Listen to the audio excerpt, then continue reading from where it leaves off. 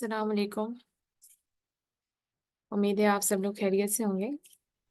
हम लोग स्टडी करने जा रहे हैं मास स्पेक्ट्रोमेट्री। ठीक है, देखिए mass spectrometry we know that spectrometry is basically the study of और estimation of a compound either qualitatively or quantitatively based on the principle of light phenomena or the photon phenomena। ठीक है, अब क्योंकि हम mass spectrometry कर रहे हैं तो हमें इसका मकसद पता होना चाहिए कि हम ये करते क्यों हैं। हमारा जो बेसिक प्रिंसिपल है वो स्ट्रक्चर एलुसिडेशन है। ठीक है, जब भी हम कुछ कंपाउंड बना रहे हैं या हमारे हाथ कोई भी कंपाउंड लग गया है तो एक चीज होती है कि हम शक में होते हैं कि पता नहीं ये जो हम सोच रहे हैं ये वो चीज है या नहीं। तो हम क्या करते हैं, डिफरेंट टेक्निक्स के थ्रू हम स्ट्रक्चर इलुसिडेट करते हैं कि जो स्ट्रक्चर हम सोच रहे हैं क्या ये भी वही चीज है या नहीं है। ठीक है, तो ये एक थोड़ा मुश्किल फिनोमेना है, लेकिन हम इसको क्या करते हैं, बहुत सारे टेक्निक्स के थ्रू से गुजार के और एक जो हमारे हाथ इसका जो डिफरेंट रिजल्ट लगते हैं उसके थ्रू हम एस्टिमेट कर लेते हैं कि क्या जो हम सोच रहे थे ये वो है या नहीं। अच्छा, इसके अंदर मास स्पेक्ट्रोमेट्री के अंदर मास स्पेक्ट्रोमेट्री इसलिए कहते हैं कि मॉलिक्यूलर मास पता कर रहे हैं किसी भी कंपाउंड का। अच्छा, एक मॉलिक्यूलर मास आपको पहले से पता होता है, आप जस्ट मैच करते हैं कि ये आया है या नहीं आया। ठीक है, तो सिर्फ ये नहीं होता कि आपने मास स्पेक्ट्रोमेट्री आप प्रोटॉन एनएमआर भी करवा रहे होते हैं, 13 कार्बन 13 एनएमआर भी करवा रहे होते हैं, आईआर भी करवा रहे होते हैं, उससे भी कुछ इन्फॉर्मेशन मिल रही होती है। हाँ, कुछ इन्फॉर्मेशन आपको मास स्पेक्ट्रोमेट्री से मिल जाती है। जैसे कि आपने एक कंपाउंड यहाँ पर अगर आप देखें तो ये जो डायग्राम आपको नजर आ रही है, यहाँ से आपने सैंपल को इंट्रोड्यूस किया। सैंपल को जैसे ही आप इंट्रोड्यूस करेंगे तो ये हीटर भी होता है, वेपराइजर भी होता है, यहाँ से इलेक्ट्रॉन बीम भी होती है। डिपेंड करता है कौन सा मेथड आप यूज कर रहे हैं। ठीक है, अगर आप इलेक्ट्रॉन बीम यहाँ से पास करेंगे तो वो आपके कंपाउंड के साथ स्ट्राइक करेगा बहुत जोर से। जैसे स्ट्राइक करेगा वो फ्रेगमेंटेशन हो जाएगी यहीं पर। ठीक है, तो यहाँ पे वो क्या करेगा, वो जो आपका मॉलिक्यूल है वो फ्रेगमेंट में टूट जाएगा। अब ये जो प्लेट्स लगी हुई है इनके डिफरेंट डिफरेंट वोल्टेज हैं, इसे एक्सेलरेटर भी कहते हैं।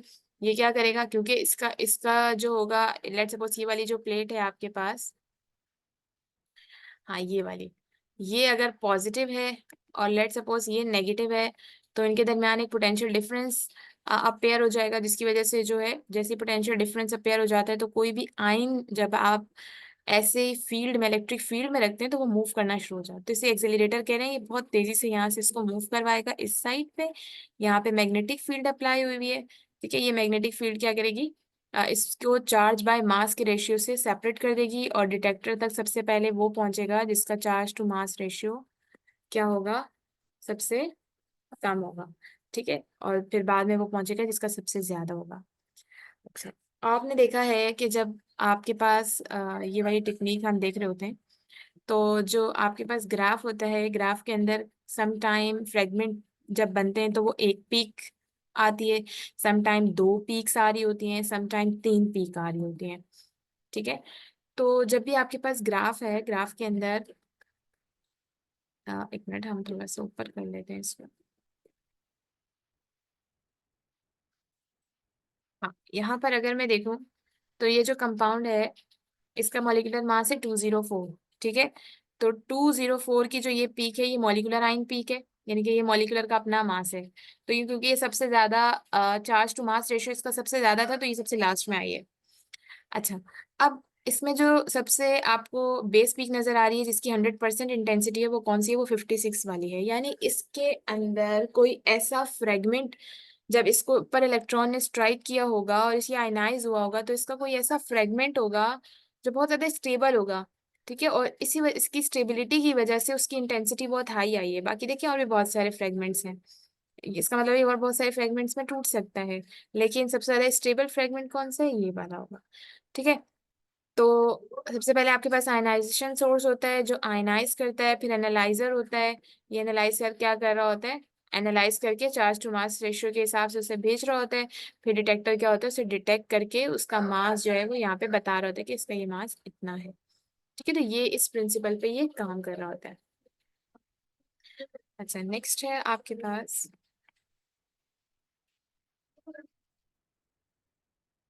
Ionization source. हम सबसे पहले देख लेते हैं कि आयनाइजेशन सोर्स क्या होती है। देखें, डिफरेंट तरीके से हो सकता है। आपके पास केमिकल अनाइजेशन भी होती है, और आपके पास जो दूसरी टेक्निक होती है वो डिसॉर्प्शन सोर्स भी होता है। केमिकल अनाइजेशन में क्या होता है, अगर यहाँ पर लिखा हुआ हो तो, हाँ ये रहा। एक आपके पास होता है डिसॉर्प्शन सोर्स, ये रही, और एक आपके पास होता है केमिकल आयनाइजेशन मेथड। देखिए केमिकल आयनाइजेशन मेथड नाम से ही पता चल रहा है कि आपने क्या किया, उसके अंदर कुछ ऐसी गैसियस मॉलिक्यूल्स इंट्रोड्यूस करवाए हैं जो कि, और साथ में प्रेशर भी आपने हाई रखा हुआ है। तो हाई प्रेशर पे जब हम गैस को इंट्रोड्यूस करवाते हैं ना, और उसका वोल्टेज बहुत हाई रख लेते हैं, तो उसकी वजह से कहते हैं गैस खुद ब खुद आयनाइज हो जाती है। अब जब गैस खुद ब खुद आयनाइज हो जाएगी, तो वो जब आयनाइज गैस के पार्टिकल आपके कंपाउंड के साथ स्ट्राइक करेंगे, तो वो क्या करेंगे, अपनी सारी की सारी काइनेटिक एनर्जी उसमें ट्रांसफर कर देंगे। तो उस एनर्जी की वजह से वो जो फ्रेगमेंट है वो खुद वो जो मॉलिक्यूल है वो खुद ब खुद फ्रेगमेंट में टूट जाएगा। ठीक है, कैसे कैसे फ्रेगमेंट बनते हैं वो अब हम आगे आगे देखेंगे। ठीक है, और डिसॉर्प्शन सोर्स में क्या होता है कि आपने बाहर से कोई मॉलिक्यूल इंट्रोड्यूस नहीं करवाया, आप उसको डायरेक्टली एनर्जी दे रहे हैं। जैसे मैंने कहा, इलेक्ट्रॉन को आप डायरेक्टली अपने कंपाउंड के साथ बम्बार्ड करवाएं, आप उसको डायरेक्टली हीट कर दें, आप उसको डायरेक्टली कोई रेस के थ्रू उसकी फ्रेगमेंटेशन कर दें। ठीक है, तो ये डिसॉर्प्शन सोर्स होता है, और बाकी जो होता है वो सीआई मेथड होता है। अच्छा,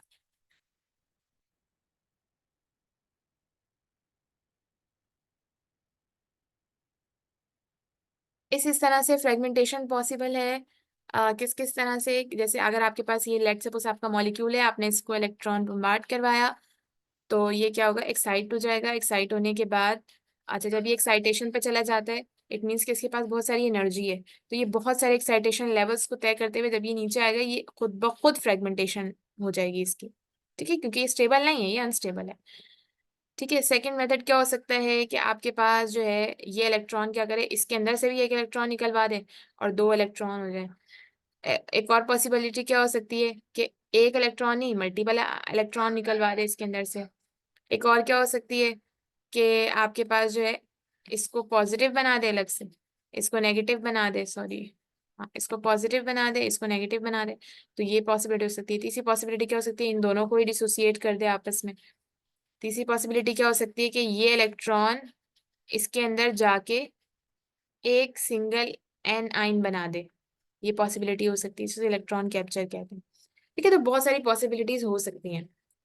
अच्छा, ये हमारे स्ट्रक्चर एलुसिडेशन के लिए इम्पोर्टेंट नहीं है, लेकिन मास स्पेक्ट्रा से, प्रोटॉन एनएमआर से, क्योंकि आपका पूरा जो है ही स्पेक्ट्रोफोटोमेट्री ना, तो ये सारा आपकी थ्योरी में पूछा जाता है, एमसीक्यूज में पूछा जाता है। ठीक है, कि डिसॉर्प्शन मेथड होता है, केमिकलाइजेशन मेथड होता है, मार्डी टेक्निक क्यों यूज होती है, वो भी मास स्पेक्ट्रा में यूज होती है, वो अब हम आगे देखते जाएंगे एक एक चीज को। तो ये सारी चीजें एमसीक्यूज के लिए इंपॉर्टेंट है। अच्छा, जब हमारा पेपर बना था तो उस दौरान हमारे से ये सब चीज़ें एमसीक्यूज के अंदर पूछी गई थी। बाकी क्या क्या सवाल में पूछा जा सकता है वो भी मैं साथ साथ इसमें बताती जाऊंगी। जैसे इसमें मैक्लिफर्टी अरेंजमेंट है, उसके दो सवाल आए थे हमारे पास, इक्वेशन को हमने कंप्लीट करना था, तो वो कैसे करना होता है वो भी बताएंगे। ठीक है, केमिकल एनालाइजेशन मेथड मेथड में मैंने कहा था गैस इंट्रोड्यूस करवाएंगे। गैस कौन सी हो सकती है, अमोनिया हो सकता है, नाइट्रिक एसिड हो सकता है, हाइड्रो कार्बन हो सकते हैं। ठीक है, वो हम करवा रहे होते हैं, इंट्रोड्यूस करवा रहे होते हैं इसके अंदर। ये रहा, और यहाँ पर हम वोल्टेज रखते हैं 50 to 70, क्योंकि हाई वोल्ट प्रेशर होता है, तो ये जो प्राइमरी आइंस होते हैं मॉलिक्यूल, ये क्या करते हैं, गैस क्या हो जाएगी, आइन आइन बन जाएगी, ये आयनिक गैस फिर जब हमारे कंपाउंड के साथ, ये रहा देखें, ये रहा, एक मिनट लेट मी, ये गैस के मॉलिक्यूल आयनाइज हो गए, ये अब आपके कंपाउंड के साथ जो बाहर से मॉलिक्यूल है उसके साथ टकराएंगे, उसे आयनाइज कर देंगे। ठीक है, इस तरह से भी हो सकता है कि इसके साथ यूं टकरा के दोबारा इसको इस फ्रेगमेंट में तोड़ दें। तो देखिए डिफरेंट डिफरेंट तरह के फ्रेगमेंट पॉसिबल है ना, तो इस तरह से भी फ्रेगमेंटेशन पॉसिबल है।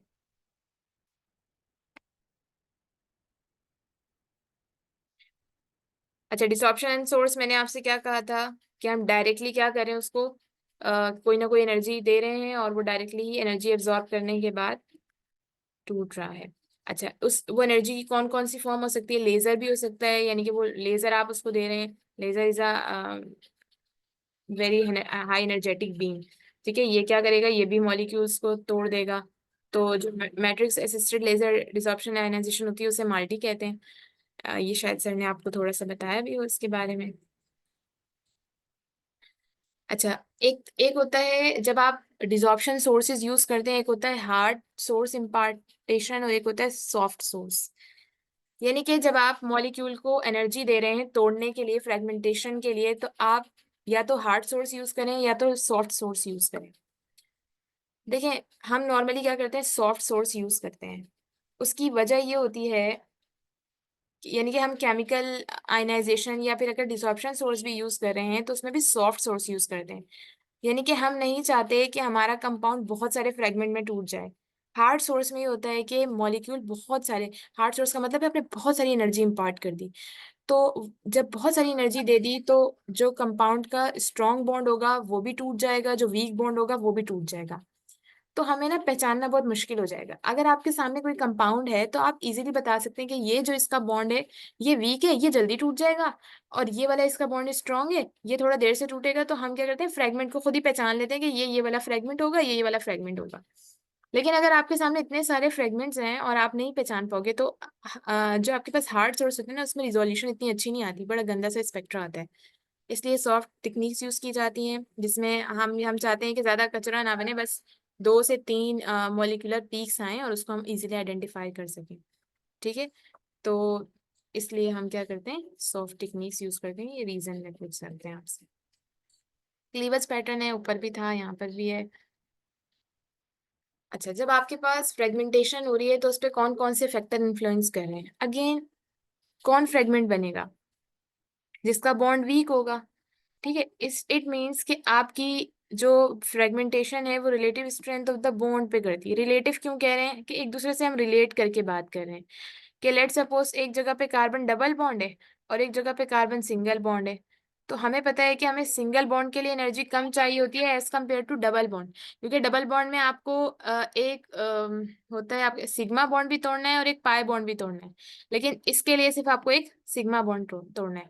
ठीक है, तो relative strength of the bond भी इन्फ्लुएंस करता है फ्रेगमेंटेशन के ऊपर। तीसरी चीज है the stability of the fragmentation products. दूसरी चीज आपको ये देखनी है कि आप जब आपके सामने कोई कंपाउंड है और आप उसको, आप सोच रहे हैं कि हो सकता है ये फ्रेगमेंट में टूटा हो। लेट सपोज एक है कार्बन, कार्बन, यहाँ पर भी कार्बन, यहाँ पर भी कार्बन, ठीक है, और यहाँ पर भी कार्बन। मुझे पता है कि जो टर्शरी कार्बन होते हैं,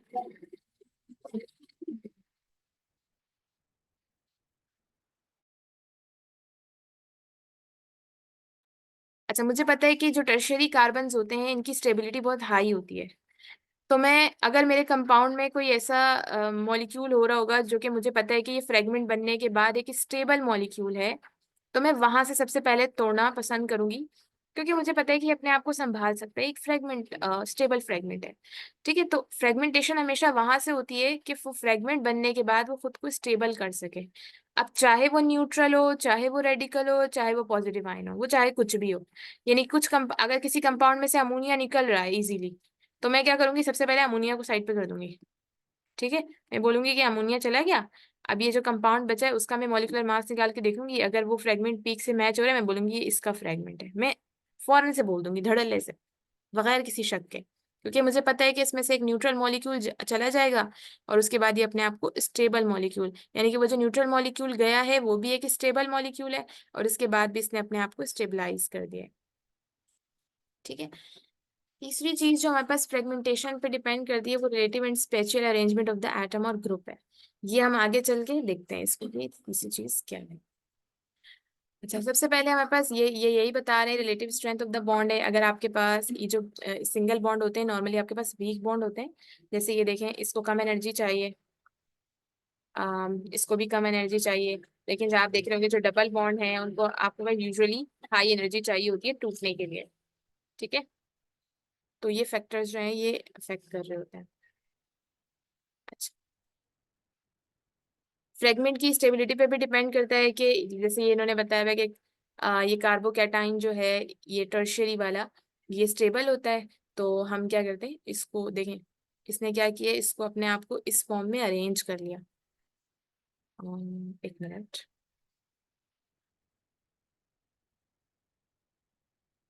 नहीं ये अलग है। कह रहे हैं एन ब्यूटाइल अल्कोहल में से और टर्शियरी ब्यूटाइल अल्कोहल में से जो टर्शियरी ब्यूटाइल अल्कोहल है वो ज्यादा क्या है, स्टेबल है। अच्छा, इसकी स्टेबिलिटी की अगर हम वजह जानना चाहें तो आपकी नजर में क्या होनी चाहिए? बेसिकली उसे इंडक्टिव इफेक्ट कहते हैं कि ये जो CH3 है ये क्या कर रहा है, ये CH3 इसको इंडक्टिव इफेक्ट प्रोड्यूस दे रहा है, यानी एक पॉजिटिव इफेक्ट दे रहा है। हमें पता है कि जो CH3 ग्रुप होता है वो डोनेटिंग ग्रुप होता है। ठीक है, ये CH3 क्या कर रहा है, इसको डोनेट कर रहा है। और अगर CH3 को भी ना देखें, सिर्फ हाइड्रोजन को देखें, तो ये एक हाइपर कॉन्जुगेशन इफेक्ट दे रहा है इस कार्बन को। ठीक है, एक अमदाद कर रहा है उसकी, एक सपोर्ट दे रहा है। यानी कि इसके जो लॉन डीलोकलाइज्ड एटम हैं वो इसके साथ उसमें होंगे, कॉन्जुगेशन में होंगे। इसकी वजह से ये इस आयन को स्टेबल बना रहा है। यूजुअली हम देखते हैं कि आयन स्टेबल नहीं होते, लेकिन कंपैरेटिवली आयंस भी स्टेबल होते हैं। जैसे इसके मुकाबले में अगर देखूं, इसके मुकाबले में तो ये वाला जो है वो ज्यादा स्टेबल है, क्योंकि इसके साइड में हाइपर कॉन्जुगेशन इफेक्ट का भी रीजन आप दे सकते हैं, आप इंडक्टिव इफेक्ट का भी रीजन दे सकते हैं। ठीक है, तो ये दोनों रीजन आप दे सकते हैं यहाँ पर।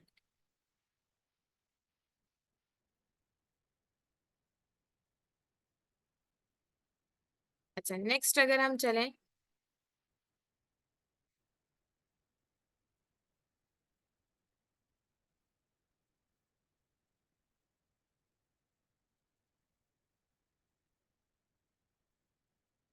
मकली-फर्टी रीअरेंजमेंट।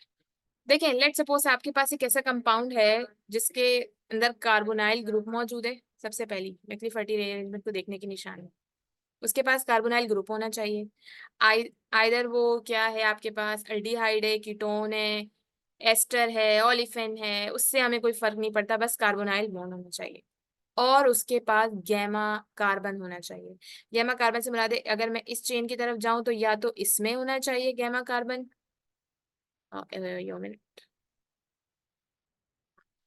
या तो गैमा कार्बन इसमें होना चाहिए, या तो गैमा कार्बन इस वाली चेन में होना चाहिए। मुझे पता है ये चेन तो बहुत छोटी है, लेकिन इसमें देखें तो ये वाला अल्फा है, ये वाला बीटा कार्बन है, और ये वाला गैमा कार्बन है। इट मीन्स कि यहाँ पर मकली फर्टी रीअरेंजमेंट पॉसिबल है। मकली फर्टी रीअरेंजमेंट में होता क्या है कि आपके पास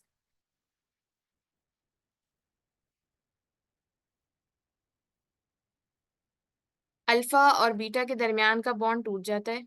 ओ, मेरे मार्कर का कलर चेंज नहीं हुआ।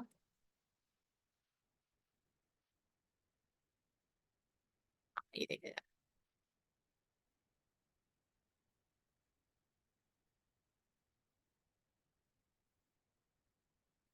क्या होता है, अल्फा और बीटा के दरमियान का बॉन्ड टूटता है, बीटा और गामा के दरमियान डबल बॉन्ड आ जाता है। ठीक है, तो जब अल्फा और बीटा के दरमियान का बॉन्ड टूटेगा तो ये चीज अलग हो जाएगी। मतलब ये क्या बन जाएगा, ये एसीटोन बन जाएगा। और ये वाली जो है यानी अल्केन और एक कीटोन या जो भी कार्बोनाइल के साथ है वो कंपाउंड अलग हो जाता है। ठीक है, ये इस वक्त टॉटोमराइजेशन होगी इसकी, तो ये कीटोन बन जाएगा, यानी कि डबल बॉन्ड बना देगा इसके साथ। इस वक्त देखिए कार्बन के साथ तीन बॉन्ड है, तीन बॉन्ड तो स्टेबल नहीं होते ना। ये चौथा बॉन्ड बनाएगा यहाँ पे, ये हाइड्रोजन यहाँ से चला जाएगा, तो यहाँ इसके पास चला जाएगा, ये रहा हाइड्रोजन इसके पास चला जाएगा। ठीक है, इसे कहते हैं इनोल ट्रांस टोटोमराइजेशन। कभी ये अल्कोहल होता है, कभी ये ईन बन जाता है, तो इनोल टोटोमराइजेशन होती रहती है इनके दरमियान।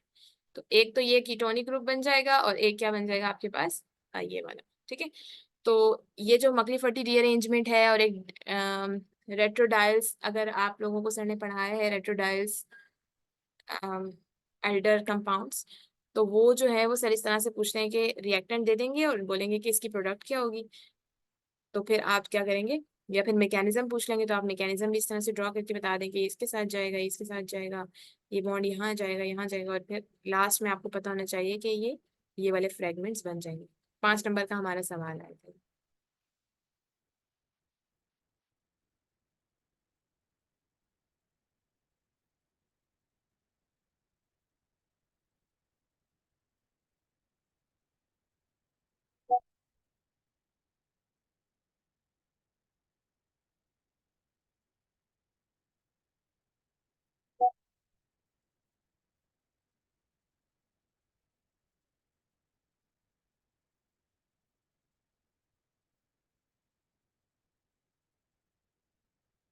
अच्छा, ये जो आप देखेंगे कि ये एक और कंपाउंड है,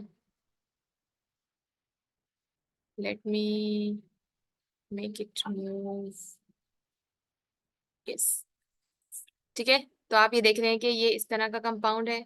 इसका अगर ये मैं कार्बोनाइल देखूं तो ये कार्बोनाइल है, इसके साथ जो है वो गैमा कार्बन भी है। ये गैमा कार्बन क्या करेगा, अच्छा देखिए, अब मुझे पता चल गया कि इसकी प्रोडक्ट क्या होगी। इसको मैं अलहदा कर देती हूँ, ये रही, इसकी प्रोडक्ट अलहदा हो गई, और ये दोनों क्या बन जाएंगे, ये इथीन बन जाएंगे।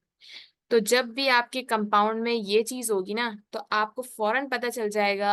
आप फौरन से मकली फटी रीअरेंजमेंट की प्रोडक्ट अपने दिमाग में लाएं, ये दोनों।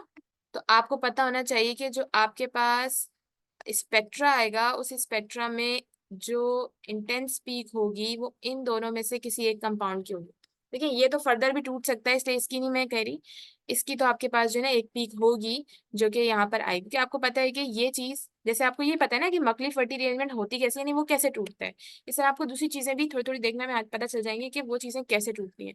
तो एक का आपने लिया, लेट सपोज यहाँ 28 लिखा हुआ था, तो आपने कहा कि 28 तो भाई इथीन का होता है, तो ये इथीन का, तो आप यहाँ पे ड्रॉ कर देंगे कि ये इथीन का है, ठीक है, यूं करके।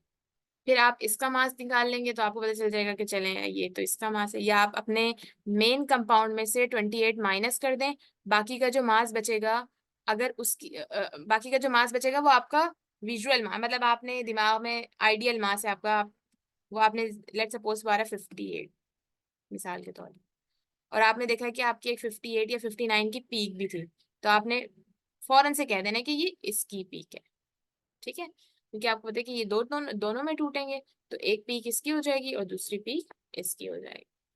ठीक हो गया।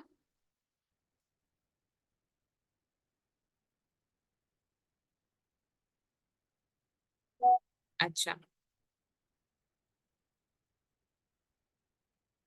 एक्चुअली मैं चेक कर रही हूँ कहीं ऐसा ना हो मेरा माइक म्यूट हो और आपको आवाज ना आ रही हो। जनरल रूल फॉर फ्रेगमेंटेशन, ये हम पीछे पढ़ के भी आए हैं, द रिलेटिव नहीं पढ़ के आए शायद, अच्छा चलो पढ़ लेते हैं। Molecular dynamics is created for the straight chain compound decrease as the number of branches। अगर आपके पास कोई ऐसा कंपाउंड है जो स्ट्रेट चेन है, ठीक है, तो क्या होगा, मॉलिक्यूलर आइन पीक की जो हाइट होगी, जो मॉलिक्यूलर आइन पीक मैंने आपको लास्ट में दिखाया, ठीक है, वो बड़ी होगी, क्योंकि मोस्टली क्या होता है कि जो स्ट्रेट चेन होती है ना वो स्टेबल होती है। अच्छा, इसकी पीक की हाइट से क्या मुराद है, लेट सपोज ये आपके पास मॉलिक्यूलर आइन पीक सबसे आखिर में आती है यहाँ पे, अगर वो छोटी सी आई है ना, इसका मतलब है कि आपकी जो मॉलिक्यूल के अंदर से जब एक इलेक्ट्रॉन चला या आ गया था, उसके बाद जब वो आयनाइज हो गया था तो वो अनस्टेबल था, ठीक है।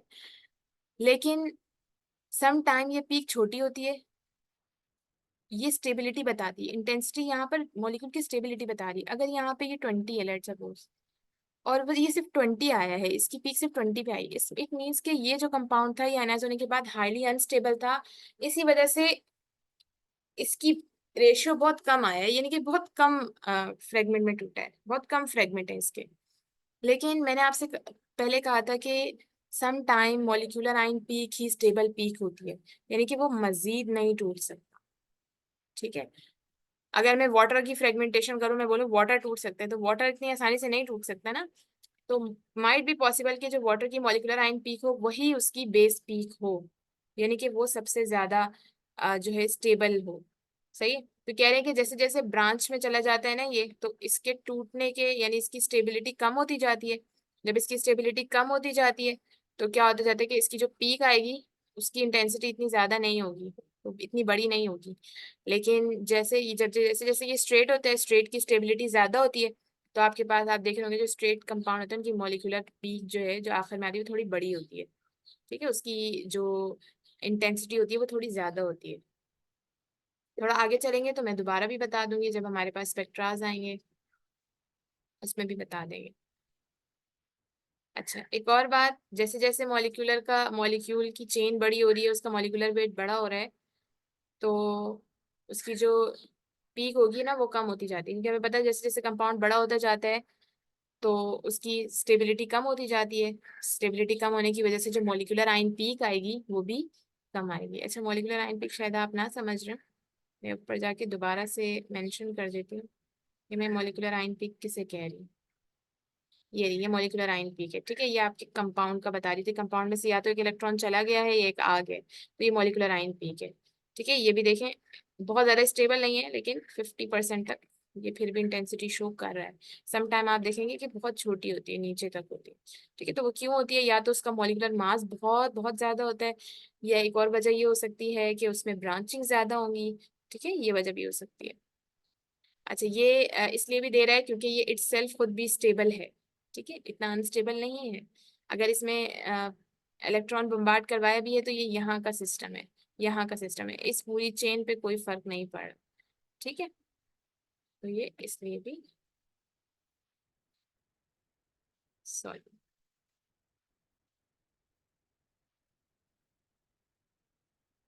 और क्या है cleavage favoured at alkyl substituted carbon?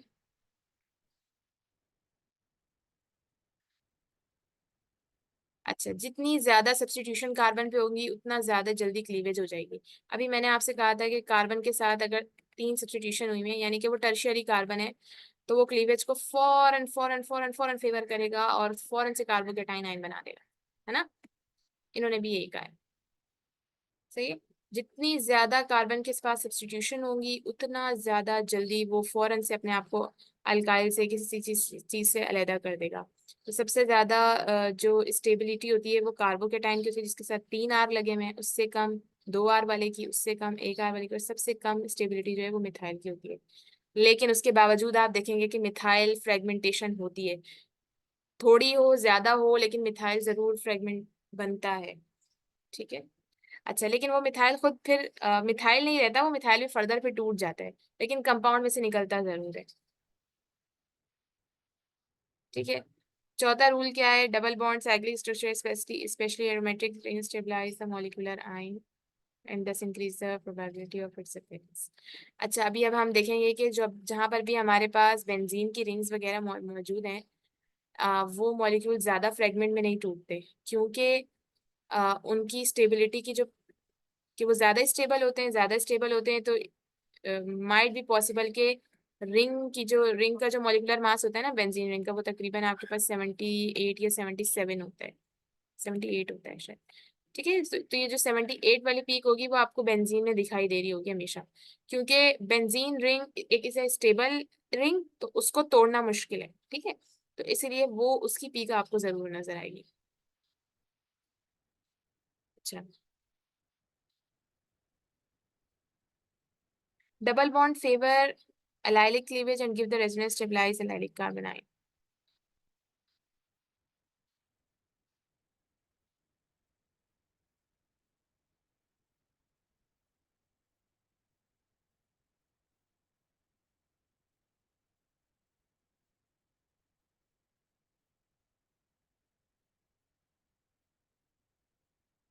अच्छा, ये पता नहीं क्या लिखा है तो मुझे समझ ही नहीं आ रहा।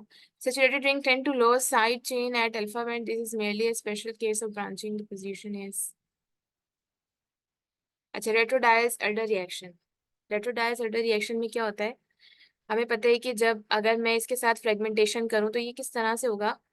ये देखें, ये इधर बॉन्ड बना लेगा, इधर बॉन्ड बनाएगा, रिंग ऐसे टूटेगी कि ये इस तरह से बनेगा और यहाँ पर हमारे पास क्या हो जाएगी, इथीन बन जाएगा, ठीक है। इसकी और भी एग्जाम्पल्स हैं, पीछे भी थी, इसमें मैं डालना भूल गई हूँ, लेकिन वो अलग से मैं सेंड कर दूंगी।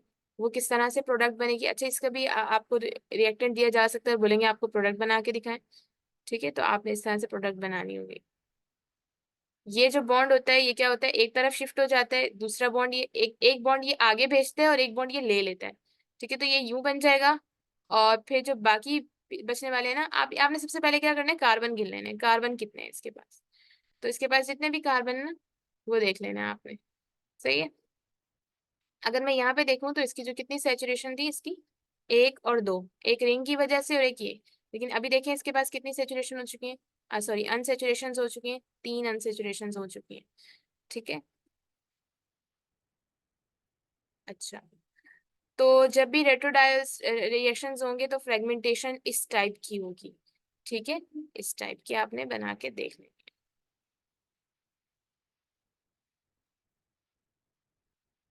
अच्छा, दोबारा से अगेन अगर इस तरह का कोई कंपाउंड है, ठीक है, तो हम यहाँ से क्या होगा, आर जाएगा, यहाँ से इसका टूटना मुश्किल है, इसलिए आर चला गया यहाँ से, ठीक है। अगर कोई और चेन लगी हुई तो वो चली गई, ये बच गया। जो बेंजाइल है ना, ये भी स्टेबल होता है क्योंकि इसकी रेजोनेंस एग्जिस्ट करती है। एक बात याद रखिएगा, जो भी चीज रेजोनेंस में होती है, ठीक है, कॉन्जुगेशन में होती है, उसकी कॉन्जुगेशन उसे बचा लेती है। यानी कॉन्जुगेशन हमेशा चीजों को स्टेबलाइज कर रही है, तो इसकी कॉन्जुगेशन भी इसे क्या कर रही है, स्टेबलाइज कर रही है। ये इस फॉर्म में भी आ सकता है, इस फॉर्म में भी आ सकता है, इस फॉर्म में भी आ सकता है, इस फॉर्म में भी आ सकता है। तो इस वजह से ये इस तरह से रहना ज्यादा पसंद करता है एज कम्पेयर टू यू। तो आपने देखा कि हर चीज का एक प्रिंसिपल है। तो हम क्या करते हैं, हम डायरेक्टली क्या कर रहे थे, अ, खुद में भी जब हम लोग स्पेक्ट्रा सॉल्व करते हैं तो हम डायरेक्टली क्या करते हैं, एक कंपाउंड को जज करने की कोशिश कर रहे होते हैं कि ये कैसा होगा, हालांकि उसके पीछे का एक प्रिंसिपल होता है कि वो किस तरह से टूटेगा।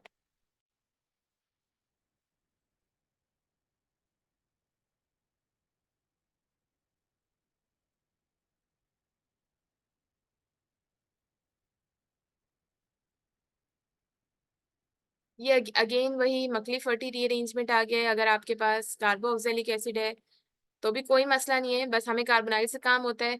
ये कार्बोनाइल इसके क्या करेगा, गैमा कार्बन वाले हाइड्रोजन को एक्सट्रैक्ट कर लेगा, इन दोनों के दरमियान डबल बॉन्ड बन जाएगा, इन दोनों का बॉन्ड टूट जाएगा, और आप खुद ही जज कर लेते हैं इसकी फ्रेगमेंटेशन क्या होगी, ठीक है।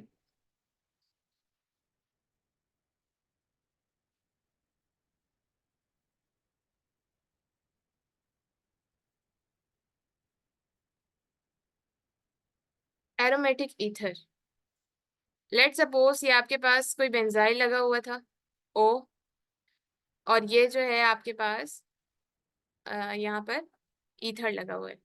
तो एक बात याद रखिएगा कि ये फिनोल में चला जाएगा, कि हमें पता है फिनोल स्टेबल कंपाउंड है, ठीक है। ये फिनोल में जाना पसंद करेगा, फिनोल बन गया, और यहाँ पर इसके पास ये क्या बन जाएगा, इथीन बन जाएगा, बाकी का अल्कीन, एल्कीन। और यहाँ से ये टूटेगा ऑक्सीजन का बॉन्ड, ये वाला जो हाइड्रोजन होगा ये इसके पास आ जाएगा, तो ये फिनोल बनाने को प्रेफरेंस प्रेफरेंस देगा, ठीक है। तो ईथर की जो है वो इस तरह से होगी।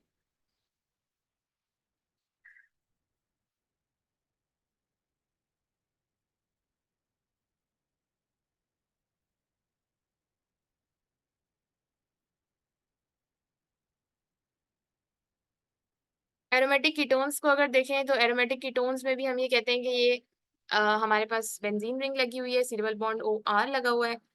तो अच्छा देखें, जब आपके पास, लेट मी ड्रॉ इट, जब आपके पास इस तरह से बेंजीन का रिंग होती है और उसके साथ एक कार्बन लगा हुआ है और उसके साथ डबल बॉन्ड है, राइट, और फिर आर है, ठीक है। तो एक तो ये हो सकता है कि ये बेंजीन रिंग अलग हो जाए क्योंकि बेंजीन रिंग खुद भी स्टेबल है।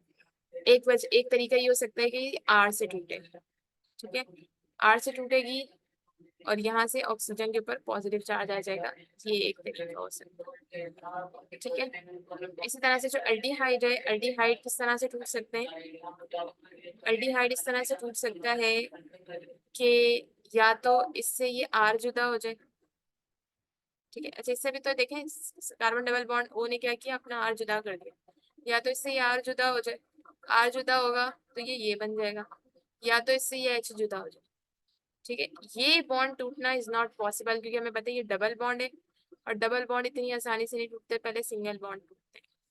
तो सिंगल बॉन्ड तो यही होना है, या तो अगर ये टूटेगा तो ये इस फॉर्म में हो जाएगा, ये टूटेगा तो इस फॉर्म में हो जाएगा। तो हमें आपने क्या करना है, इसका भी मॉलिक्यूलर मास निकाल लेना है, इसका भी मॉलिक्यूलर मास निकाल लेना है। अगर आपने देखना है, आप फ्रेगमेंट आपके पास होंगे, फ्रेगमेंट पीक्स आपने मैच करना है, क्या ये इसके साथ मैच कर रही है, तो आप इनको बता देंगे कि ये इसकी पीक है और ये वाली चीज इसकी पीक है, ठीक है।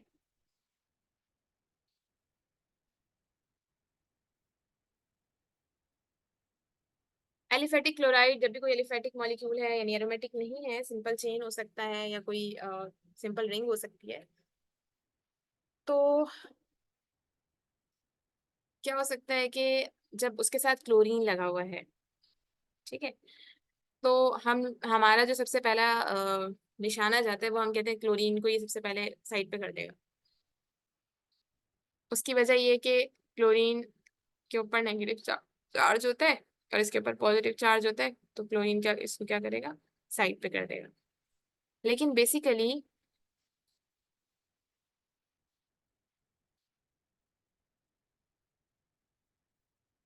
इस वक्त क्लोरीन रेडिकल की फॉर्म में, यानी क्लोरीन के ऊपर नेगेटिव चार्ज नहीं है, क्लोरीन को जरूरत है। तो इस बॉन्ड को तोड़ना ज्यादा मुश्किल है एज कंपेयर टू ये वाला बॉन्ड। तो इस वजह से जो है वो ये वाला बॉन्ड टूट जाएगा और इनके दरमियान डबल बॉन्ड आ जाएगा। और फिर क्या होगा, ये लॉन पेयर वापस तो ये रेजोनेंस में आ जाएगा, इस तरह से भी और इस तरह से भी। ठीक है, तो हम लोग यूजुअली ये सोच रहे होते हैं कि अगर क्लोरीन लगा हुआ है, ठीक है, और क्लोरीन लगा हुआ है तो सबसे पहले उसको तोड़ो। हाँ, वो वाली पीक यानी कि इसको तोड़ने के बाद ये वाला भी आ रहा होगा। लेकिन आप ये भी सोचे ना कि जब कंपाउंड है तो उस पूरे कंपाउंड के ऊपर फ्रेगमेंटेशन हो रही है, पहले इलेक्ट्रॉन बम्बार्ड हो रहा है। सबसे पहले उसके अंदर से जब इलेक्ट्रॉन जाएगा तो इलेक्ट्रॉन देगा कौन, ये क्लोरीन दे देगा। जब ये क्लोरीन दे देगा तो ये खुद पॉजिटिव हो जाएगा। ये वाला फिनोमिना उस वक्त ठीक था जब क्लोरीन फ्रेगमेंटेशन में नहीं था। जब आपका कंपाउंड फ्रेगमेंटेशन में है तो उसकी केमिस्ट्री थोड़ी मुख्तलिफ हो जाती है एज कम्पेयर टू जब वो फ्रेगमेंट में नहीं होता। ठीक है, तो अब जो है वो आपका आर जो है वो इजीली साइड पे हो जाएगा एज कम्पेयर टू क्लोरीन।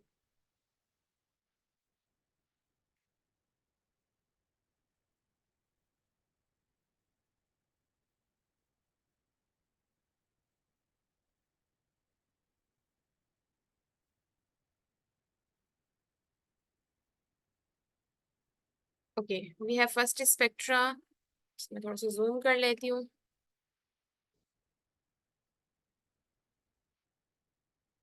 अगर हम अपना फर्स्ट स्पेक्ट्रा देखें ना, तो ये इंतहाई सिंपल सिंगल सी चेन है। ठीक है,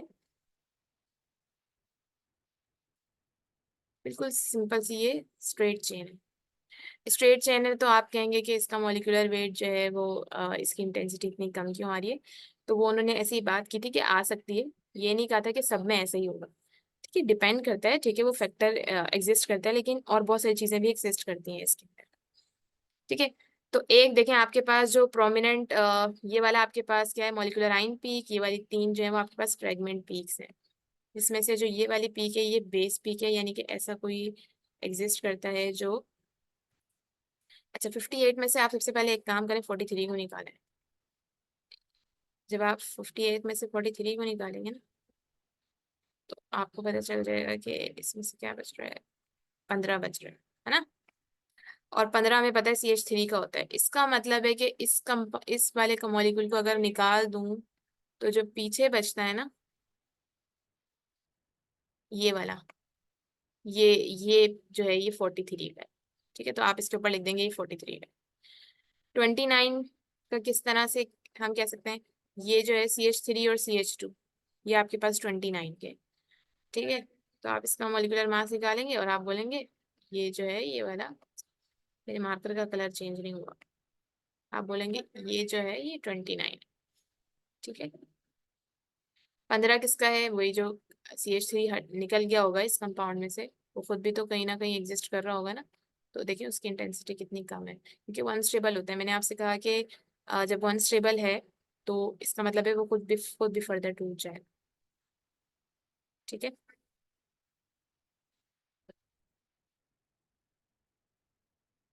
ये मैंने कुछ सॉल्व किए हुए हैं, किस तरह से करने हैं। ठीक है, अच्छा इसको अगर मैं देखूं, ये रहा, ये कितने सारों में टूटा हुआ है, ये है क्या, मुझे क्लियर नजर भी नहीं आ रहा।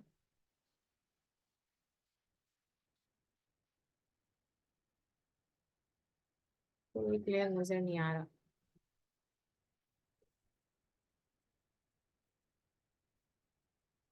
ओके, इसको देखते हैं।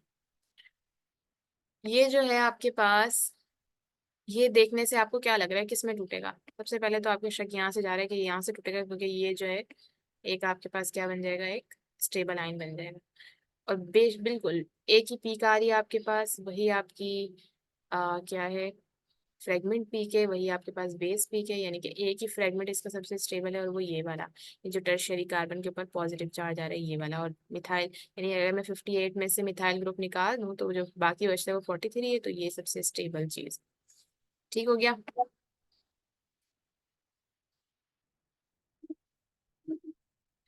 इसको देख लेते हैं। ये तो मेरे ख्याल से कट चुका है बेचारा आधा।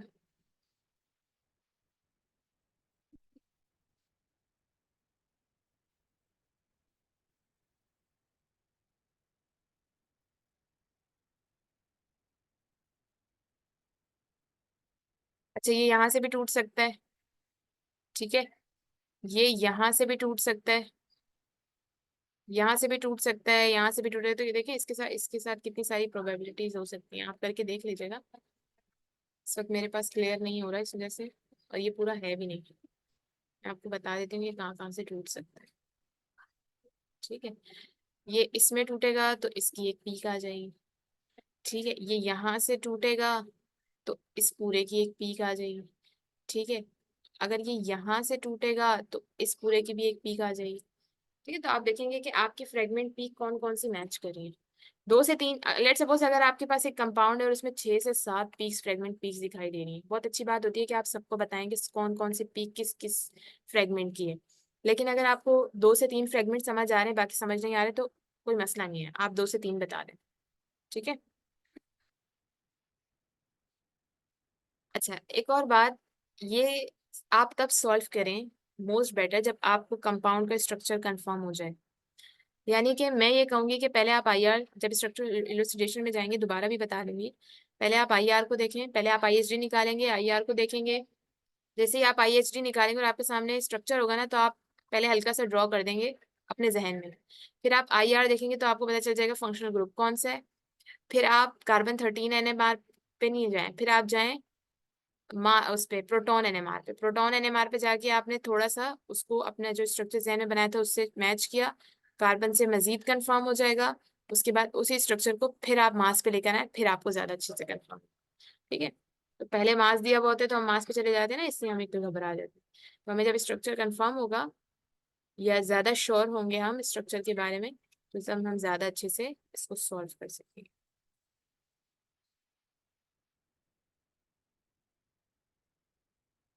अच्छा इसके अंदर देखें, ये आपके पास 84 है, वेयर इज माई, मेरी पेंसिल गुम हो गई थी। ये आपका जो मास है ये 84 है। 84 को अगर मैं 84 में से मिथाइल ग्रुप निकाल दूं, 84 में से अगर 15 निकाल, सॉरी 69 निकाल देते हैं,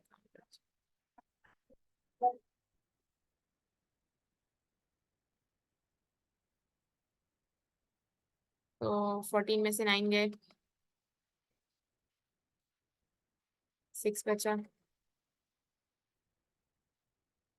सॉरी 5 बचा, सही है ना, 15। यानी कि इसका मिथाइल जा रहा है, तो जो बाकी का कंपाउंड बच रहा है इसका जो है वो आपके पास क्या है, ये जो स्ट्रक्चर है आपके पास, ये क्या है, ये 69 का है, ठीक है, ये वाला। और 56 किसका हो सकता है,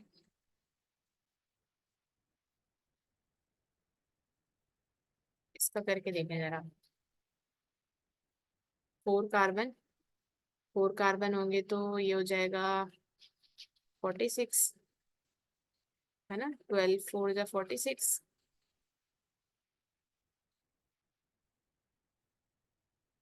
सॉरी 42, 48, 48, 2 2 4 2 6 2 8, 48 और 8,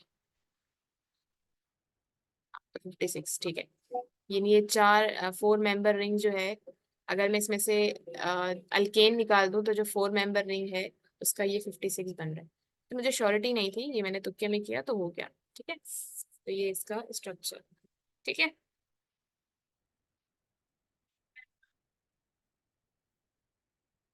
सम टाइम ऐसा होता है कि आप थोड़ा डाउट में होते हैं, बट क्योंकि आपने स्ट्रक्चर सही इलुसिडेट किया है तो इससे कोई फर्क नहीं पड़ रहा, ठीक है। क्योंकि मैंने आपसे कहा कि आप एक चीज को देख के पता नहीं लगा सकते कभी भी कि ये एग्जैक्ट स्ट्रक्चर है या नहीं। आप 3 से 4 स्पेक्ट्रा को अपने सामने रखते हैं, उसके बाद आप अपना जो है वो स्ट्रक्चर पता लगा सकते हैं। अच्छा ये देखिए, ये प्राइमरी अल्कोहल है, प्राइमरी अल्कोहल मीन्स के किस किस किस में टूट सकता है ये। अच्छा इसकी जो है वो, अच्छा इसकी मॉलिक्यूलर पीक देखें कितनी छोटी है, तकरीबन ना होने के बराबर है। इट मीन्स कि जैसे ही इसके ऊपर फ्रेगमेंटेशन होगी, ये बिल्कुल अनस्टेबल कंपाउंड है, फौरन से टूटेगा।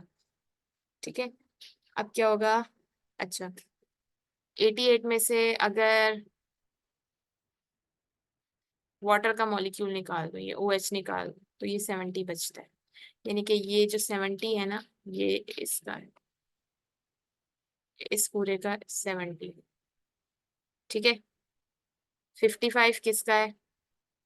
55 अब आप इसमें से क्या करेंगे, इसको डिसोसिएट करके देखें कि ये जो है, अच्छा यूं डिसोसिएट करें तो ये CH2OH बचेगा। CH2OH क्या होता है? 12 और 16, 12 और 16 आपके पास 30 बनता है।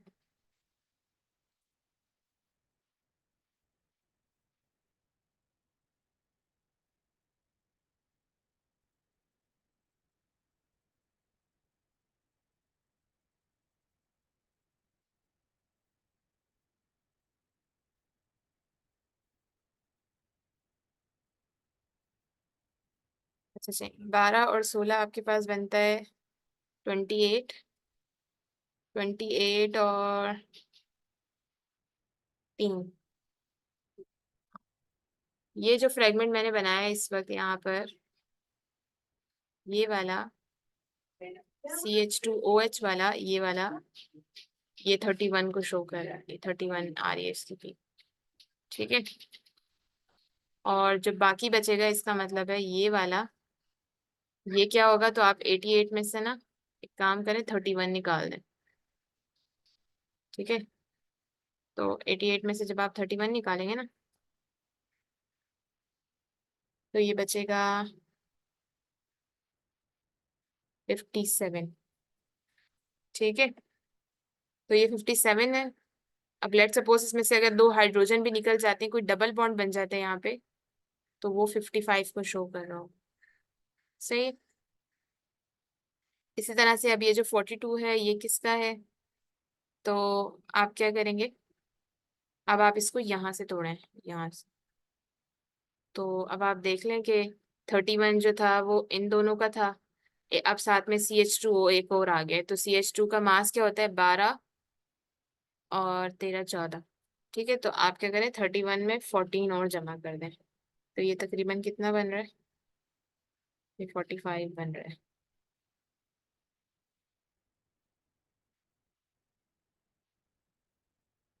C double bond OC OH।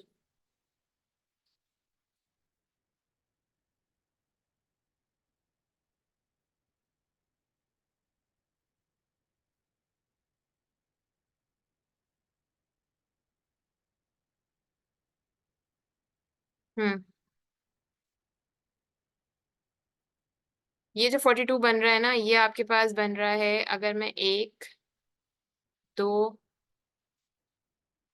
और ये COH लगाऊं,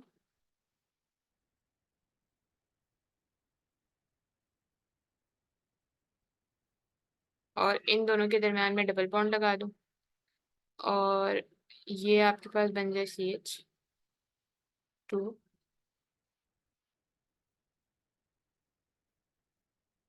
इसके ऊपर पॉजिटिव आ जाए,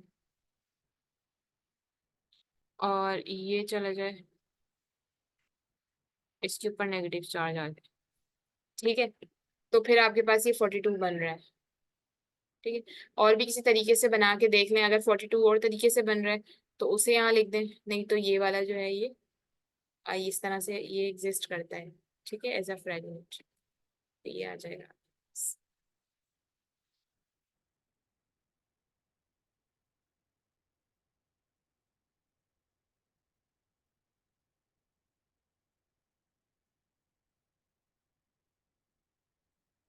अच्छा, नेक्स्ट देखते हैं हम।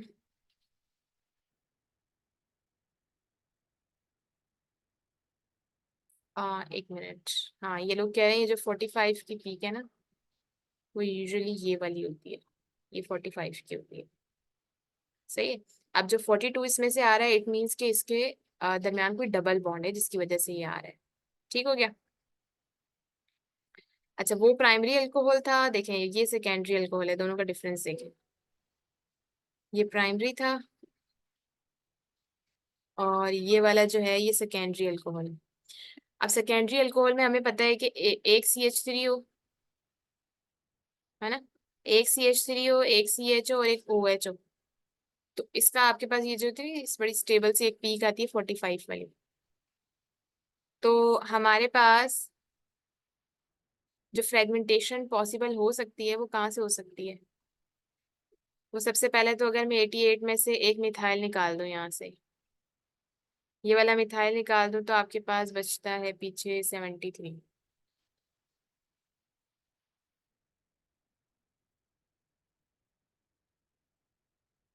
ठीक है, एक ये 73 की पीक इसकी आ गई।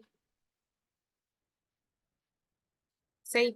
55 किसका है और 45 किसका है? जैसे हमने ऊपर किया था ना, 45 किसका है? इन्होंने कहा ये जो है आपके पास CH3CHOH, ये आपको क्या दे रहे हैं? 45 की पीक दे रहे हैं।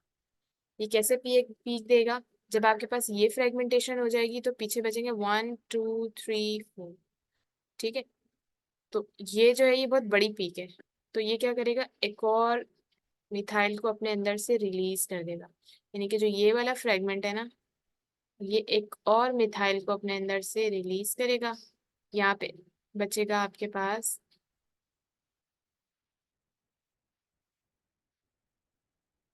सॉरी, ये 2 कार्बन को अपने अंदर से रिलीज करेगा।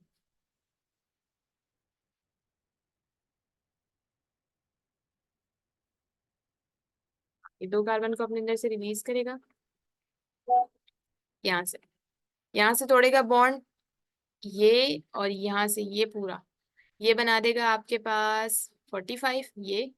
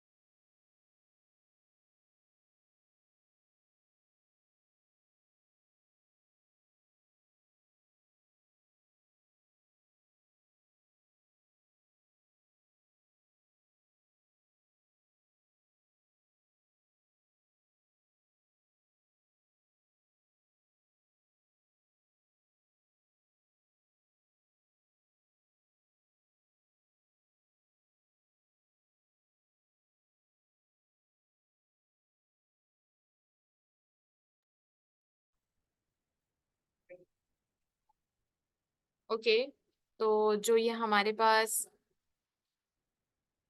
क्या आया है, हाँ सॉरी 55 की पीक आई है। ये माइट भी पॉसिबल कि इस तरह से आई हो कि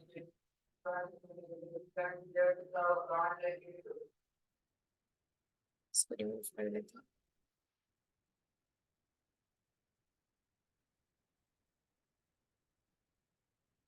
इस तरीके से आई हो कि हमारे पास ये वाला, जब मैंने कहा ना कि ये यहाँ से ब्रेक होगा, तो ये यहाँ से ब्रेक होगा, तो ये वाली जो पूरी चीज है तकरीबन 55 की इक्वल है। ठीक है, तो ये वाला जो फ्रेगमेंट है ये आपका 55 पर, सही है। तो थोड़ा सा आपको क्विक कैलकुलेशन करनी होगी, बाकी के फ्रेगमेंट्स आपको मिल जाएंगे। ठीक है, फ्रेगमेंट ढूंढना ही आपका बेसिकली मेन टास्क है।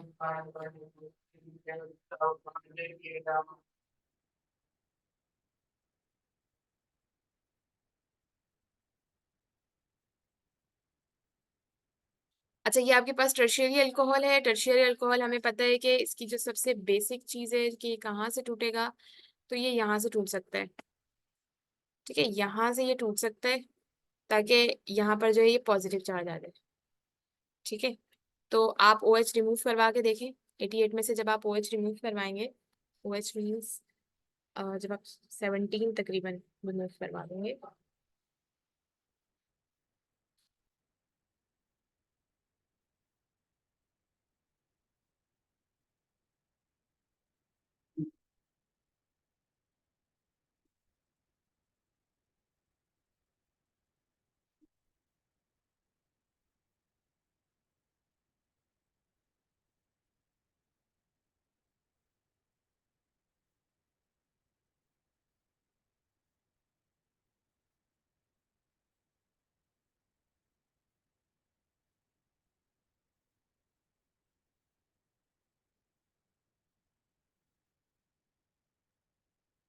जब मैं 17 रिमूव करवा रही हूँ तो ये 71 बन रहा है, जबकि ये 73 है। ठीक है,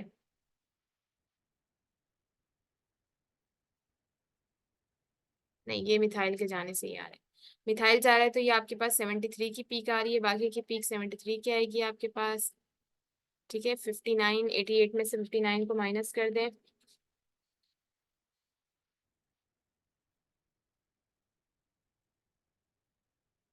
29 आ रहा है। ठीक है, 88 में से आप 59 को माइनस करेंगे तो 29 आ रहा है। 29 आपको पता है इथाइल का होता है, तो माइट भी पॉसिबल है कि जो ये फ्रेगमेंटेशन हो ये यहाँ से हो, तो जो बस इथाइल हो, 59 हो। ठीक है, और जो आपके पास, अच्छा टर्शियरी कार्बन का अगर मैं देखूँ तो कितना बन रहा है, तो 4 कार्बन का कितना बनेगा, 46 तकरीबन। 3, 3 और 3।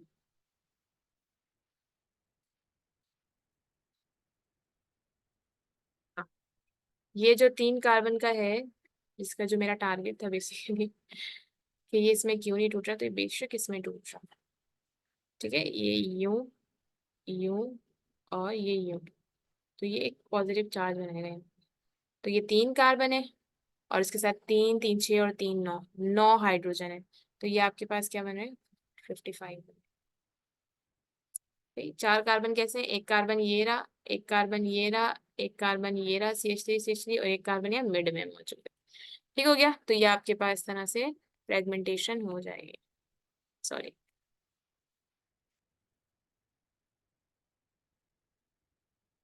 ओके हो गया। नेक्स्ट चलते हैं।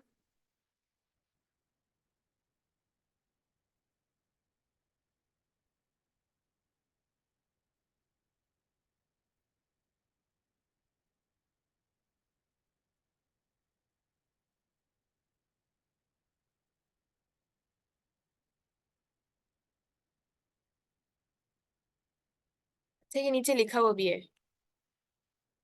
कि ये पीक क्यों बन रही है। ठीक है, इथाइल जाएगा तो बाकी का जो बचेगा वो आपके पास क्या है, 59 वाली पीक।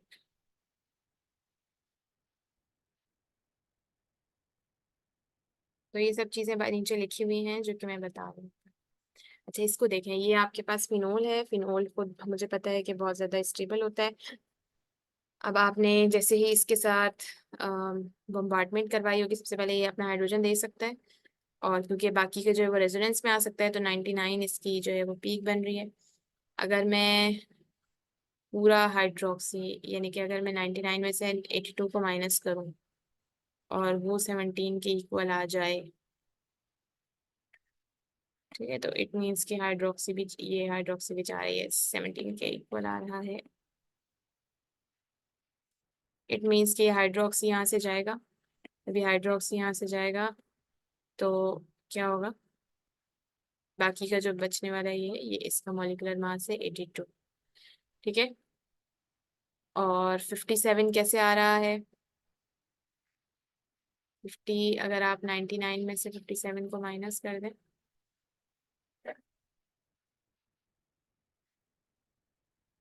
ठीक है, तो आपको पता चल जाएगा कि कौन सा कंपाउंड इसमें से रिमूव हो रहा है।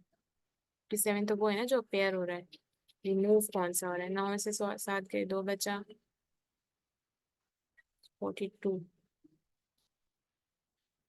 ठीक है, तो 42 आपके पास तकरीबन,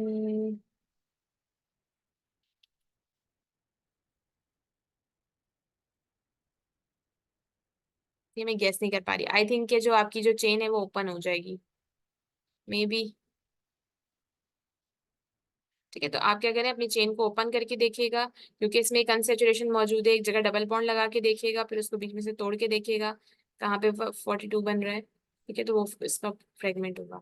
42 को रिमूव करवा दीजिएगा और बाकी का कंपाउंड आप कहिएगा कि ये इसका फ्रेगमेंट है, इसलिए यहाँ पे अवेलेबल होगा। ठीक हो गया?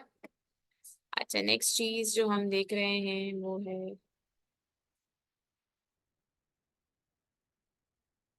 तो ये है, इसका मॉलिक्यूलर मास 107 है, हाइड्रोजन चला जाएगा तो ये 108 हो जाएगा, 107 हो जाएगा, सॉरी।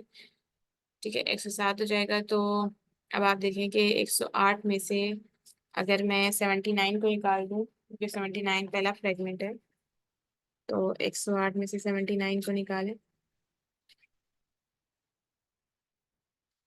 28 बच रहा है। ठीक है, तो 28, तो आप CH2OH को देख लें कि उसका मॉलिक्यूलर मास कितना है।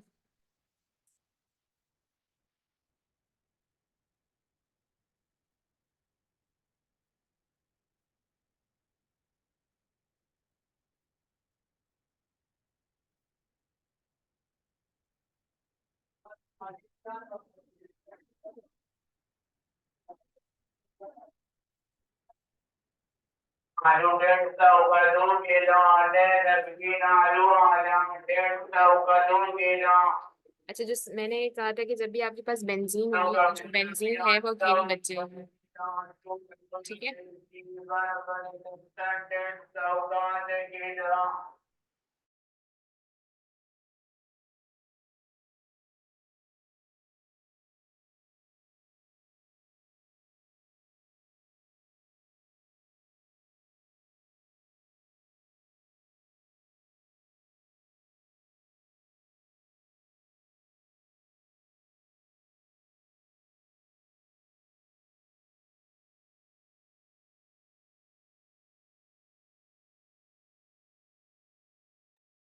अच्छा, ये जो बेंजीन का है ये आपके पास 77 आता है, तो बेंजीन वाले में आपके पास एक जो 77 की पीक है वो जरूर आएगी।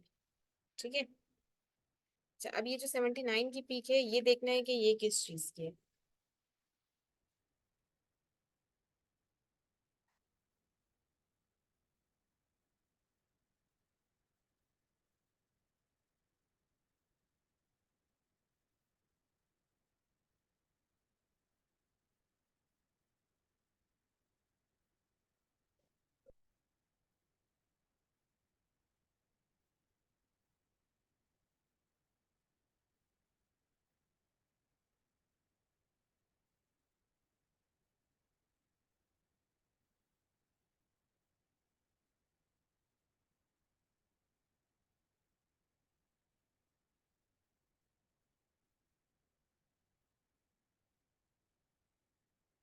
अच्छा, अगर मैं 108 में से 79 निकाल रही हूँ तो ये 28 बच रहा है। ठीक है, 28 का मतलब है कि इसमें से कार्बन मोनोऑक्साइड रिलीज हो जाए, और कार्बन मोनोऑक्साइड रिलीज होने के बाद ये जो हाइड्रोजन जो है, ये वाले जो 3 हाइड्रोजन है, 2 हाइड्रोजन है, ये इसके साथ सेचुरेशन में इन्वॉल्व हो जाए, यानी कि एक डबल बॉन्ड खत्म हो जाए, और उस ये वाला जो कंपाउंड बचेगा ये हमारे पास 79 बनेगा। ठीक है, तो ये भी आप लोग चेक कर सकते हैं। अब जैसे यहाँ पर हम डाउटफुल है ना कि ये जो हम सोच रहे हैं ये है या नहीं, तो आप ये क्या करें, सिर्फ एक शो कर दें कि ये वाला जो ये 79 है, और इसमें से सिर्फ एक हाइड्रोजन निकाल के बता दें कि ये वाला जो ये 107 का है। ठीक है, वैसे ज्यादा बेहतर ये होता है कि हम बेस पीक को भी मेंशन करें, लेकिन समटाइम जब हम डाउटफुल होते हैं तो फिर हम नहीं कर रहे होते हैं। ठीक है, अच्छा, जो नीचे रूल्स लिखे हुए हैं अगर वो आप पढ़ना चाह रहे हैं बहुत अच्छी बात है, वो पढ़ लें, उससे और आप अच्छे तरीके से गैस कर पाएंगे कि आपको किस तरह से काम करना।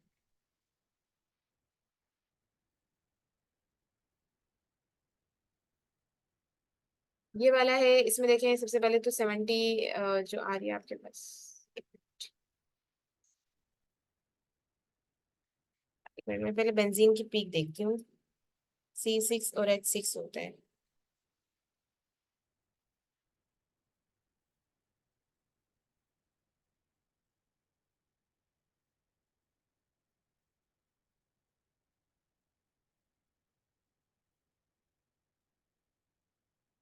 अगर ये बेंजीन पूरी यूं होती,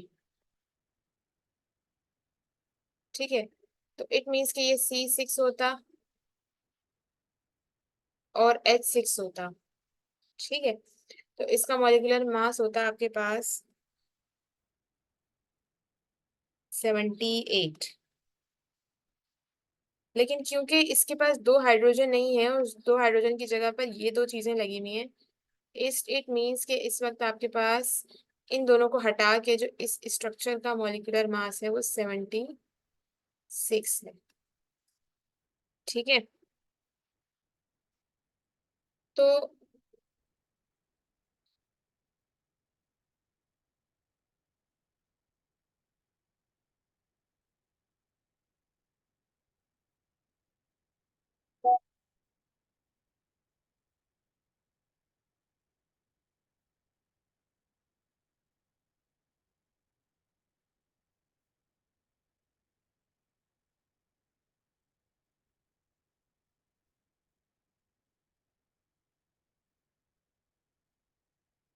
सेकेंड हम क्या करते हैं, हम 108 में से माइनस कर देते हैं किसको,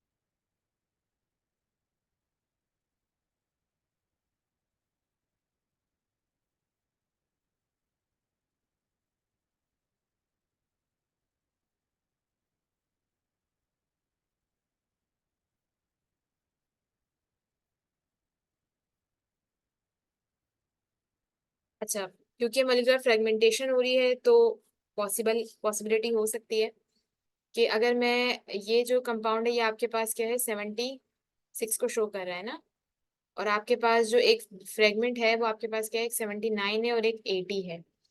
इट मीन्स कि अगर ये तीनों हाइड्रोजन इसको मिल जाए तो क्या हो जाएगा, इसकी सेचुरेशन खत्म हो जाएगी, है ना। इस दो तरह, एक हाइड्रोजन इस तरफ लग जाएगा और एक हाइड्रोजन एक तरफ लग जाएगा तो ये सेचुरेशन खत्म हो जाएगी, तो ये 79 हो जाएगा।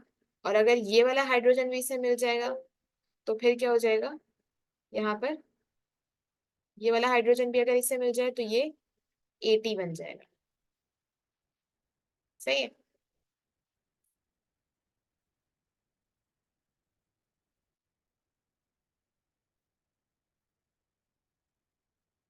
तो ये बस दो पीक्स हैं जिससे हमें पता लग रहा है, और मजीद इसकी कुछ फ्रेगमेंटेशन नहीं हो रही तो हम इससे अंदाजा नहीं लगा सकते, ठीक है।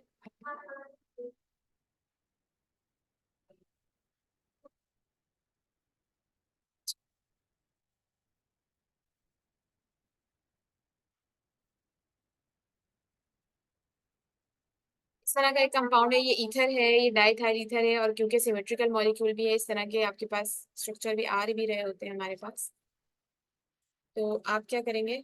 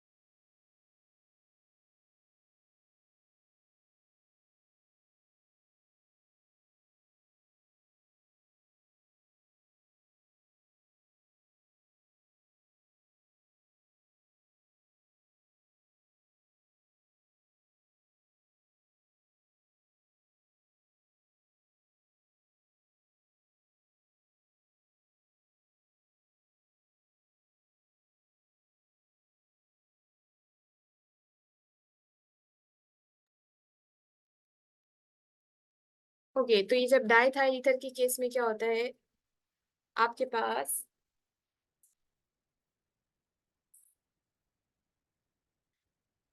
पास फ्रेगमेंटेशन कैसे होगी। अब हमें पता है कि इसके अंदर ओके, लेट मी चेक अगर ये नीचे ठीक तरह से कंपाउंड बना। एक्चुअली पीडीएफ बनाने में ना कुछ प्रॉब्लम हो गई। ओके, 45 इसकी बेस पीक है, ऊपर नीचे से पता चल रहा है। ये जो 45 है ये इसकी बेस पीक है। और अब हम देख कहाँ से देख सकते हैं कि ये कहाँ से टूट सकता है। ये यहाँ से भी टूट सकता है। ठीक है, जब ये यहाँ से टूट सकता है तो इसके पास कितने तरीके से कंपाउंड बन सकते हैं। हमें नजर आ रहा है कि अगर ये यहाँ से टूटेगा तो एक इसका जो फ्रेगमेंट बन सकता है वो ये वाला बन सकता है। ठीक है, इस फ्रेगमेंट का इसका जो मास होगा वो आपके पास 43 होगा। और ये 43 की पीक आपको ये नजर आ रही है, ये रही। ठीक है, अच्छा, जब भी ईथर आता है तो ईथर के अंदर ये सेम इसमें टूटता है, CH3CH और साथ में O, और साथ में अगर कहीं से OH आ जाए तो ये बन जाता है आपके पास 45। ईथर में ये वाला जो कंपाउंड होता है ना, ये आपके पास 45 की पीक दे रहा होता है, CH3CH और OH। ठीक है, बाकी 87 की पीक कैसे मिलेगी आपको, अगर आप इस पूरे कंपाउंड में से मिथाइल को निकाल दें। ठीक है, मैंने आपसे कहा था ना मिथाइल हर जगह जरूर निकल रहा होगा, एक जगह एक ना एक जगह। तो अगर आप इस कंपाउंड में से मिथाइल को निकाल दें तो जो बाकी आपके पास बचता होता है वो आपके पास क्या है, 87 है। ठीक है, ये वाला पूरा आपके पास क्या है, ये 87 का मॉलिक्यूलर मास। तो ये कुछ होते हैं वो इजीली आइडेंटिफाइबल होते हैं, आपको इजीली पता चल रहे होते हैं देखने से कि ये कैसे होगा। ठीक है, कुछ में आपको प्रॉब्लम होती है, इसलिए मैंने आपसे कहा कि पहले आप NMR और कार्बन 13 के थ्रू सॉल्व कर लें, उसके बाद आप देख लें।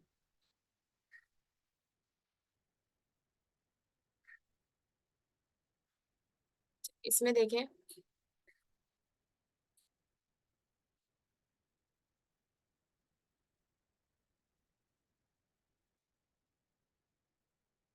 ये जो आपके पास ये भी है, लेकिन थोड़ा सा इसमें ब्रांचिंग आ गई है। इसका मॉलिक्यूलर मास आपके पास 130 है। ठीक है, अगर इसमें से मिथाइल चला जाएगा तो बाकी का जो कंपाउंड बचेगा वो 115 का होगा। ठीक है, अगर इसमें से इथाइल चला जाता है, CH3CH2, यानी कि ये फ्रेगमेंटेशन यहाँ से होती है, तो जो ये वाला पूरा कंपाउंड आपके पास बचेगा ये 101 का होगा, ये रहा यहाँ पे। ठीक है, और 59 और 57 कब होंगे, 59 और 57 का केस ये हो सकता है कि आपके पास जो फ्रेगमेंटेशन है वो यहाँ से हो जाए। ठीक है, यहाँ से हो जाए।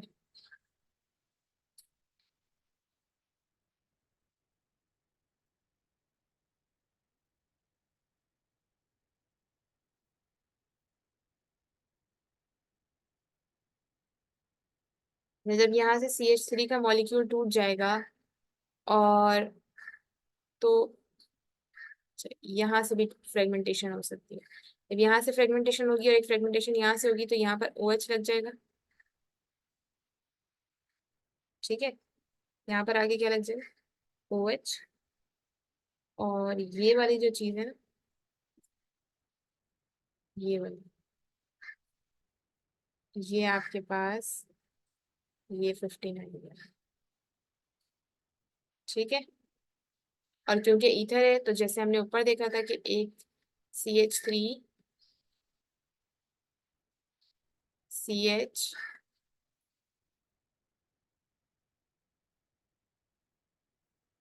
और साथ में क्या है, OH, इसका आपको जरूर मिलेगा एक कंपाउंड। ठीक है, तो ये जो है ये आपके पास 45 को शो कर रहा है। सही है? तो आपने इस तरह से फ्रेगमेंट को शो कर लिया।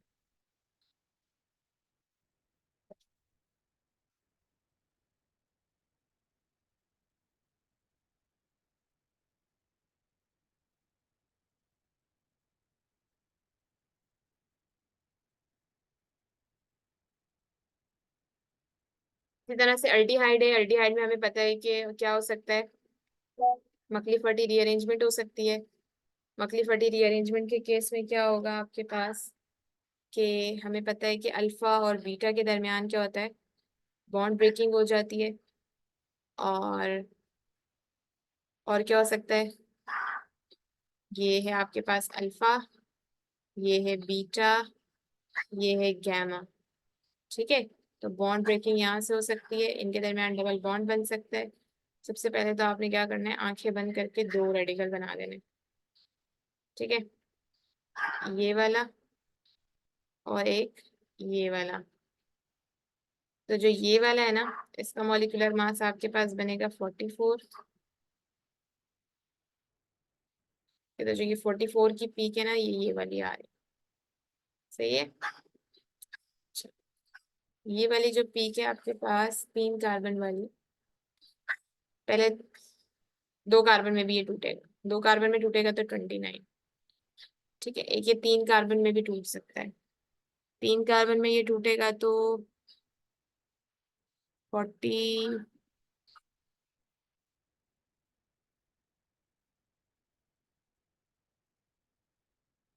46।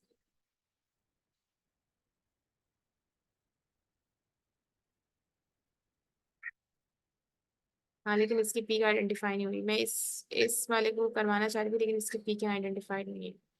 हाँ, मे बी के ये जो ये वाला कंपाउंड बना है, ये वाला, ये मजीद टूट के मिथाइल और ये जो है 29 यानी कि ये इथाइल में कन्वर्ट हो रहा, तो माइट बी पॉसिबल। ठीक है, बाकी इसमें से अगर हाइड्रोजन निकाल दो 44 वाले में से तो 43 बन जाएगा, है ना। जैसे हाइड्रोजन निकाल दो तो ये 43 बन जाएगा। अच्छा, 58 के लिए माइट बी पॉसिबल कि इसकी जो आपके पास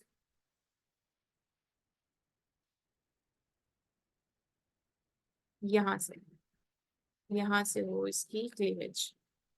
ठीक है, तो ये आपके पास 58 बन सकता है। ये वाला जो कंपाउंड है ना, ये आपके पास 58 बन जाएगा। अगर इसमें से भी एक हाइड्रोजन निकाल देंगे तो ये आपके पास 57 बन जाएगा। ठीक है, तो इस तरह से आपके पास पॉसिबिलिटी हो सकती है। ठीक है, एल्डिहाइड के अंदर।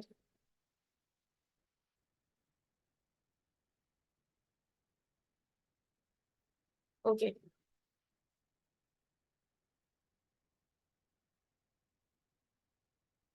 ये किस तरह से टूट सकता है, ये हमें पता है कि इसकी बेंजीन वाली पार्ट अलग हो जाएगी। ये 77 बेस पिक दे रहा है, बस ये एक ही बेस पिक दे रहा है अनफॉर्चुनेटली।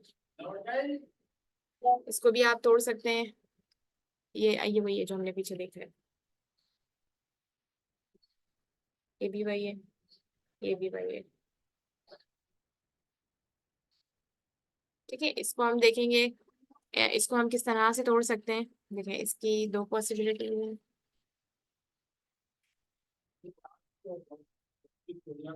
क्या करें, इसको यहाँ से मिथाइल निकालते हैं। मिथाइल निकालेंगे तो जो ये बाकी का है पूरा, इसका मॉलिक्यूलर मास 57 है।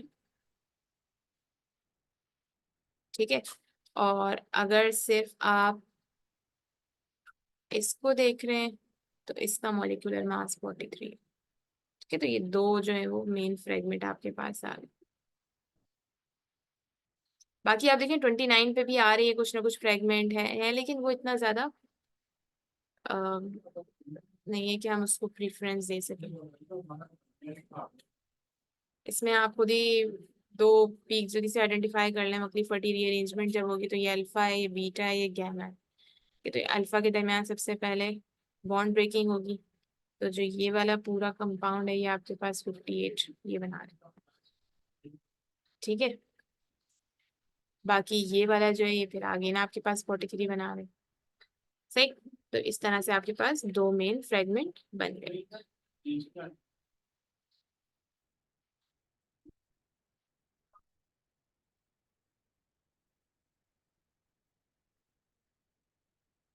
ये मजीद सॉल्व भी किया हुआ है नीचे, आप लोग देख सकते हैं। Thank you so much.